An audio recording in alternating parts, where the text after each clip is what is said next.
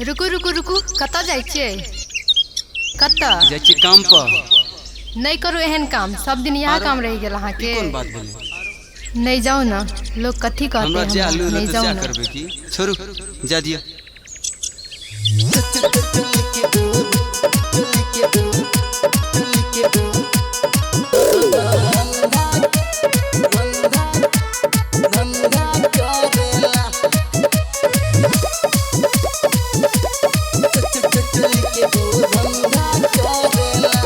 भतरा मोर लवंडा काम गंदा करेला।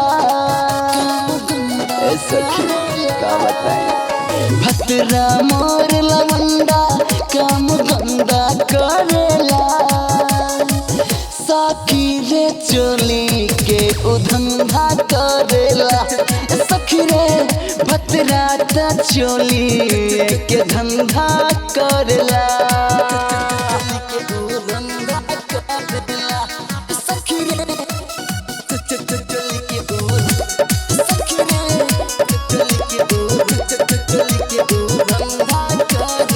सूत जब से जरिया पे देह में मसाजी, प्यार करे के लूर नहीं करे को राती। सूत जब से जरिया पे देह में मसाजी, प्यार करे के लूर नहीं करे को राती। धहरी एक बरिया तब मुहबा फेरया। भतरा मोर लवंडा काम गंदा करेला। सखी रे चोली के उधंधा करेला। सखी रे भतरा ता चोली के धंधा करेला।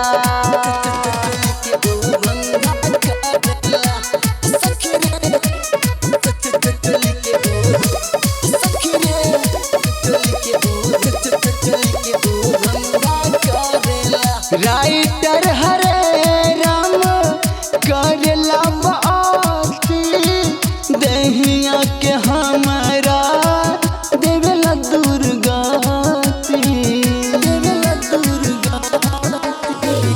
राइटर हरे राम करेला बाती, दहिया के हमारा देवेला दुर्गाती। के सब सजनवा मन मानी करला। भतरा मोर लवंडा काम गंदा करेला। सखी रे चल के ओ धंधा करेला। सखी रे भतरा ता चल के धंधा करेला। का बताई ये बात।